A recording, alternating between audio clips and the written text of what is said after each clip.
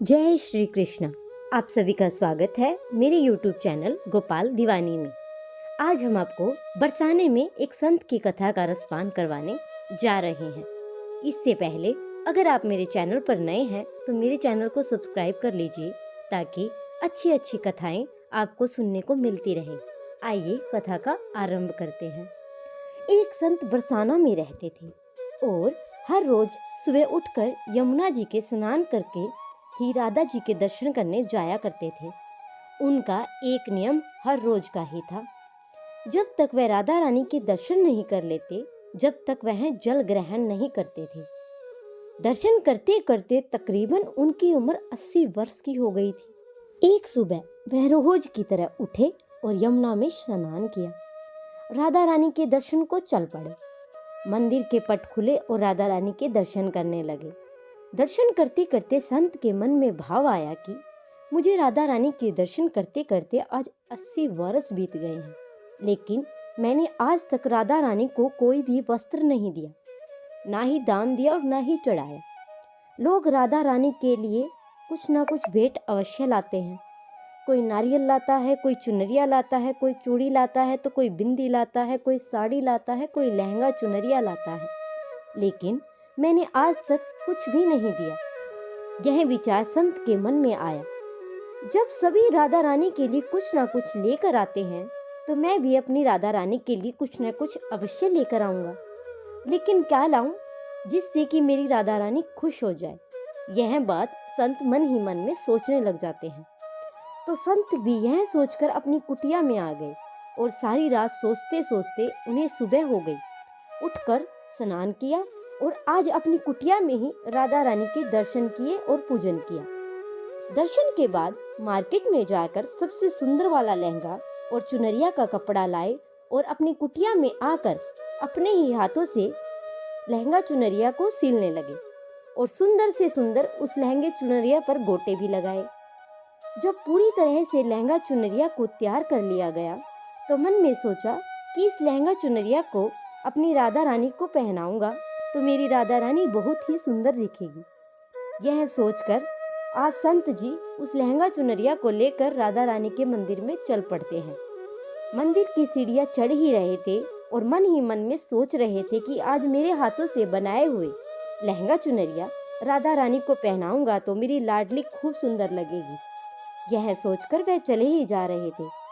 इतने में एक बरसाना की लड़की आई और बाबा से कहती, बाबा आज बहुत खुश हो, क्या बात है बताओ ना। तो बाबा ने कहा, लाली आज मैं बहुत खुश हूँ।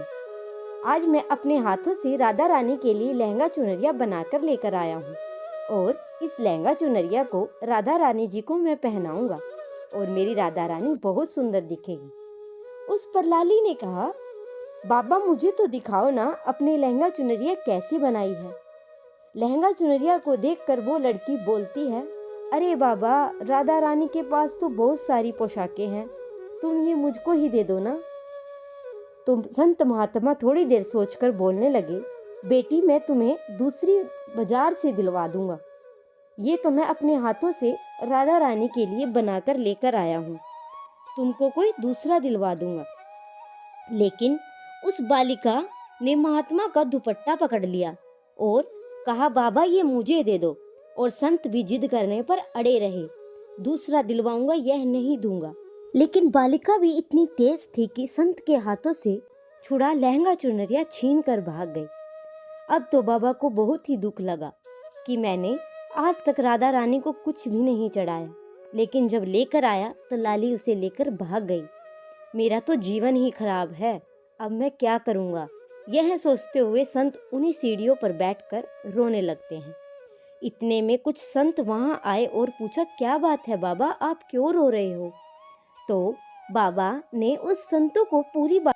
इस पर संतों ने बाबा को समझाया कि बाबा आप दुखी मत हो, कल दूसरी लहंगा चुनरिया बनाकर राधा रानी को पहना देना।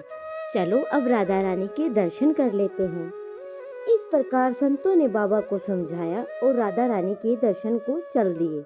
रोना तो बंद हुआ, लेकिन मन बहुत खराब था क्योंकि कामना पूरी ही ना हुई थी और अनमने मन से राधा के दर्शन करने के लिए संत जा रहे थे और मन ही मन ये सोच रहे थे कि मुझे लगता है कि किशोरी जी की इच्छा ही नहीं थी। शायद राधा रानी मेरे हाथों से बनी पोशाक पहनना ही नहीं चाहती थी। ऐसा सोचकर बड़े दुखी होकर वह मंदिर में जा रहे थे। मंदिर आकर राधा रानी के पट खुलने का इंतजार करने लगे। थोड़ी ही देर बाद मंदिर के पट खुले तो संतों ने कहा, बाबा देखो, आज हमारी राधा रानी बहुत ही सुंदर लग रही है। संतों की बात सुनकर जैसे ही बाबा ने अपना सिर उठाकर देखा तो लहंगा चुनरिया बाबा ने अपने हाथों से बनाकर लाए थे, वो राधा रानी ने पहना हुआ था। बाबा बहुत ही खुश हो गए। राधा रानी से कहा, हे राधा रानी, आपको इतना भी सब्र नहीं रहा कि आप मेरे हाथों के मंदिर में सीढ़ियों तक लेकर भाग गई। ऐसा क्यों?